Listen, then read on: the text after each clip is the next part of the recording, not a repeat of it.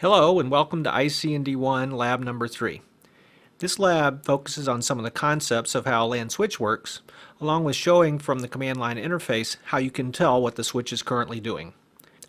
For those of you using the Cisco Press exam certification guides, note that the same concepts covered in this video are also covered in the IC&D1 books Chapter 9.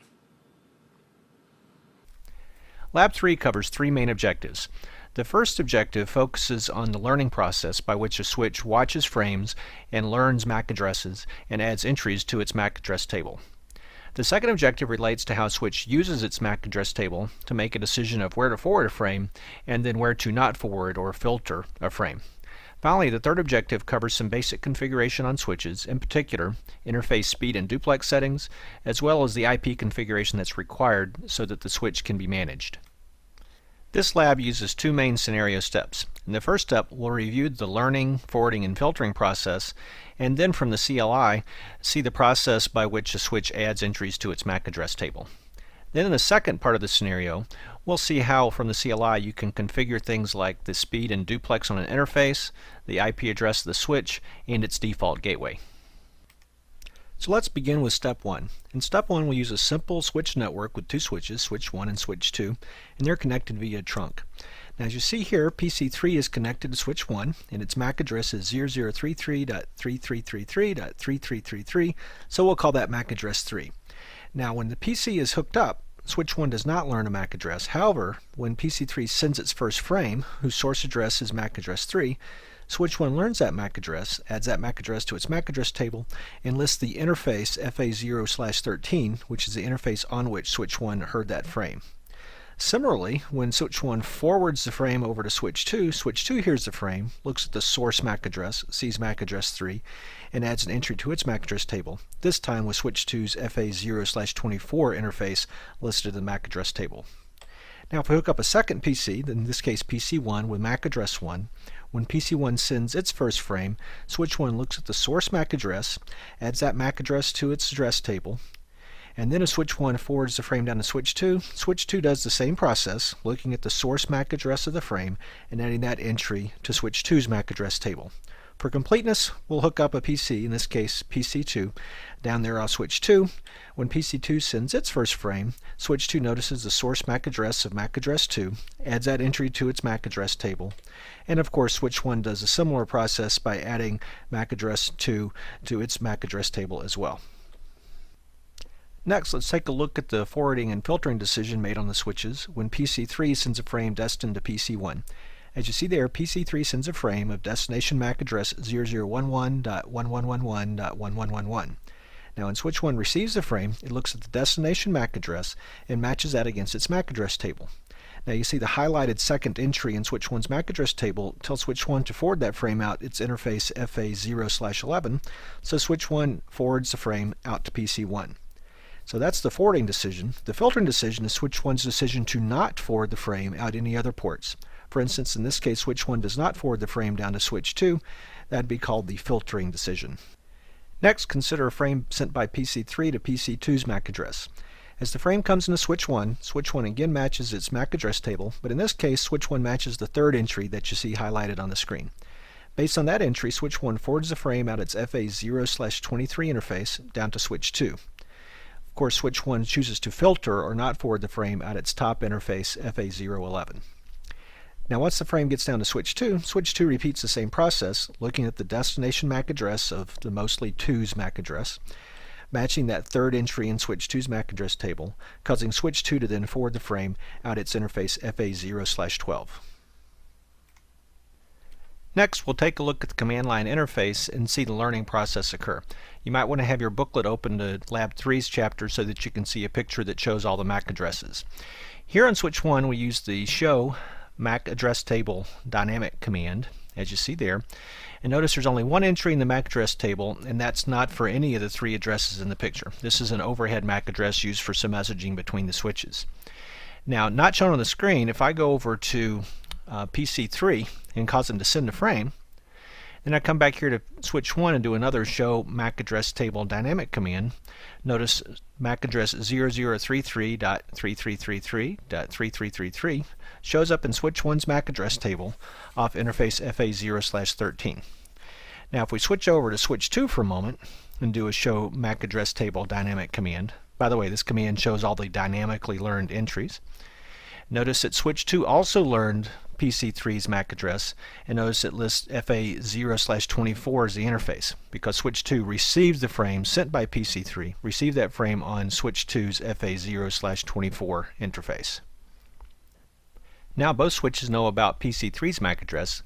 Next, not shown on the screen though, we'll have PC1 send a frame. Now in switch 1, if we repeat the show MAC address table dynamic command, as you see here, PC1's MAC address of 0011.1111.1111 shows up there in switch 1's MAC address table off port FA0/11, and the same command over here on switch 2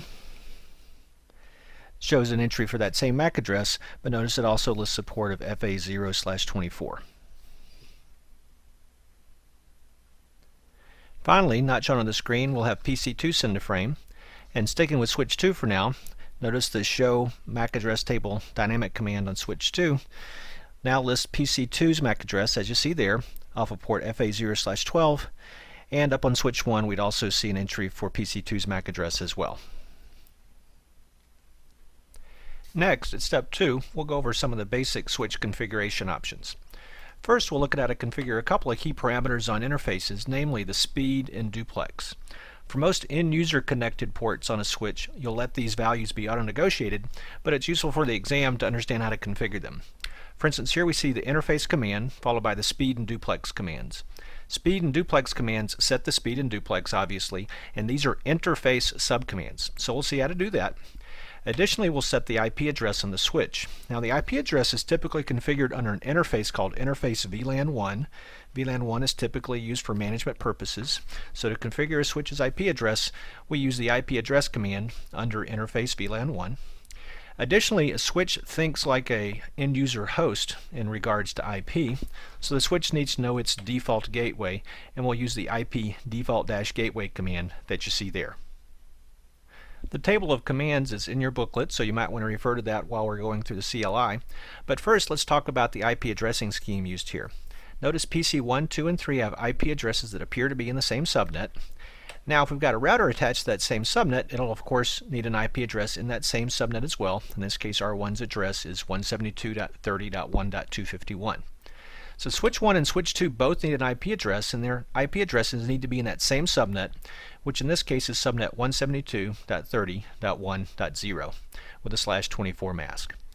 So in this case, we've chosen to give switch 1 an IP address of 172.30.1.101, and we give switch 2 similar IP address ending in .102.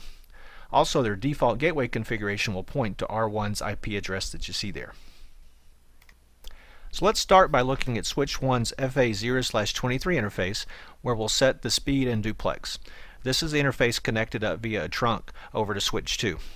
So to configure it, we'll get into configuration mode, of course, and then get into interface configuration mode for interface fast Ethernet 0/23. At that point, you can use the duplex full command that you see here. Now I'm going to press the enter key. Then I'll use the speed 100 command to set the speed. Notice that an unsolicited console message just showed up. That's a log message, and it notes that the switch took down interface fast Ethernet 0/23. Anytime you set the speed or duplex on an interface, the switch is going to bring the interface down and then bring it right back up. As you see there, we've got a message that says that the line protocol is back up on interface FA0/23. So now the interface is up and operational again. Next, let's look at how to configure IP on a switch. Switches act like a host in regards to IP, so we need to give the switch an IP address. To do so, we get into interface VLAN 1 configuration mode with the interface VLAN 1 command that you see there, and then we use the IP address command to assign an IP address to the switch. Notice here we're using address 172.30.1.101 with a mask of 3 255s and a 0. Now once I press the enter key, the switch has an IP address, but it turns out interface VLAN 1 is shut down by default. So to get this interface up and working, you have to use the no shutdown command that you see there, and that brings up the interface. Notice you get a message there that says that now the interface is up and working. Additionally, you have to configure a default gateway parameter on the switch. To configure that default gateway parameter, use the IP space default gateway command that you see there, and then you plug in the IP address of a router. In our case, we're going to refer to R1's IP address, namely 172.30.1.251. This concludes IC&D1 lab number 3. This video has shown how to predict the types of entries that will be found in a switch's MAC address table. It describes how switches make forwarding and filtering decisions, and it shows several things from the command line interface, in particular how to set the interface speed and duplex settings, as well as how to configure a switch's IP address and default gateway.